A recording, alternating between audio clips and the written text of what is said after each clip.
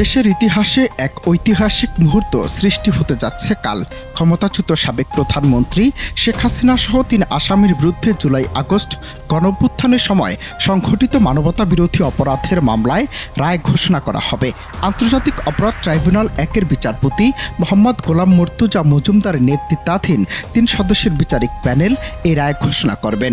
দীর্ঘ ১ বছরেরও বেশি সময় ধরে এই মামলার তদন্ত, সাক্ষ্য গ্রহণ ও আইনি লড়াই চলছে।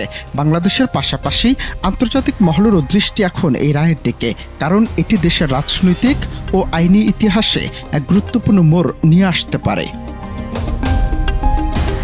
মামলার গুরুত্ব বিবেচনা করে এবং ঐতিহাসিক স্বচ্ছতা নিশ্চিত করতে বাংলাদেশ টেলিভিশন এ রায়টি সরাসরি সম্প্রচার করবে বলে জানা গেছে। এটি একটি নজিরবিহীন সিদ্ধান্ত, কারণ সাধারণত গুরুত্বপূর্ণ আদালতের রায়গুলোর সরাসরি সম্প্রচার করা হয় না। ঢাকার গুরুত্বপূর্ণ মোড়গুলোতে বড় পর্দা বসিয়ে জনগণের জন্য সরাসরি রায় দেখার ব্যবস্থা করা হচ্ছে।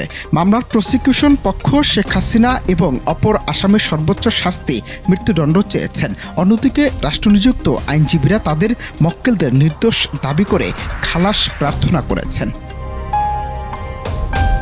এই রায়কে কেন্দ্র করে রাজধানী ঢাকা সহ সারা দেশে বিশেষ নিরাপত্তার ছক তৈরি করেছে আইন প্রয়োগকারী সংস্থাগুলো। আইন শৃঙ্খলা পরিস্থিতি স্বাভাবিক রাখতে এবং যে কোনো ধরনের নাশকতা এড়াতে পুলিশ, র্যাব ও অন্যান্য বাহিনীর সদস্যদের সর্বোচ্চ সতর্ক অবস্থায় রাখা হয়েছে।